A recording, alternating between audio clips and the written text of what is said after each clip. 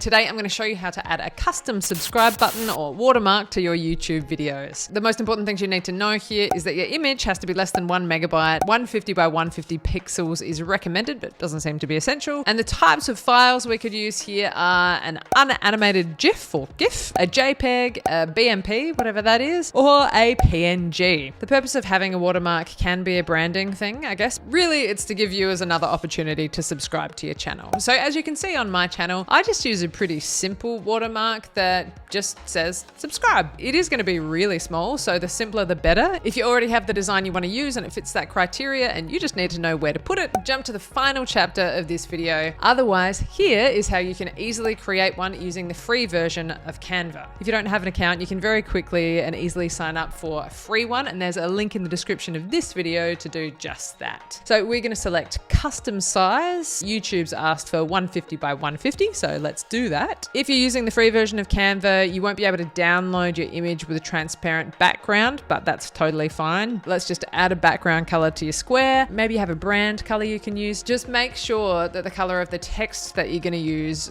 really contrasts very well with the color of your square. You need it to be easy to read. So we're going to definitely make sure we double check that once it's uploaded as well. If you don't have a particular brand color, you could use the YouTube red, which I have taken the liberty of Googling, and it is FF0000. Pick a nice bold font. I quite like Anton. It's easy to read. It's nice and tall. So, you're really making the most of the small space you've got to fill. It's also available to use for free. This is how that looks on the channel. I think it's pretty good. If you do have the paid version of Canva, then you have the wonderful ability to download your PNG files with a transparent background. To do that, we're just going to get rid of the red background, whatever background color you picked. Just select it, hit delete, go to download, select transparent background, download, and there you have it. Here's what that looks like on the videos. Actually, I'd love to know which one you find more eye-catching, so please let me know in the comments. And if you're finding this video helpful, I've got lots of mini tutorials like this, and also a bunch of interviews with YouTubers who are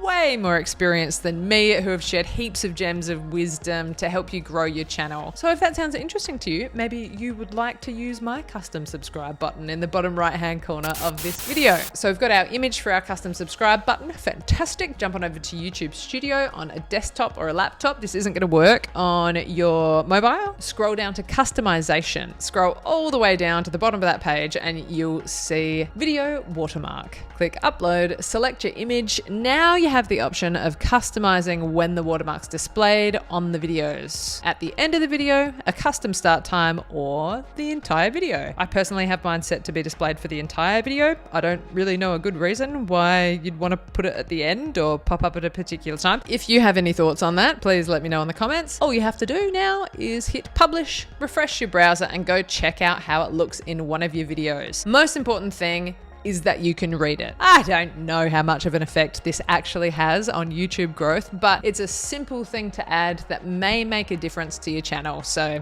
why not? I do hope you found this very simple tutorial helpful. If so, give me a like or say hello in the comments, and click or tap the screen to hear how Sean Chandler grew his channel to 250,000 subscribers. Wow. He's actually at around 300,000 by now, which is pretty awesome. Bye.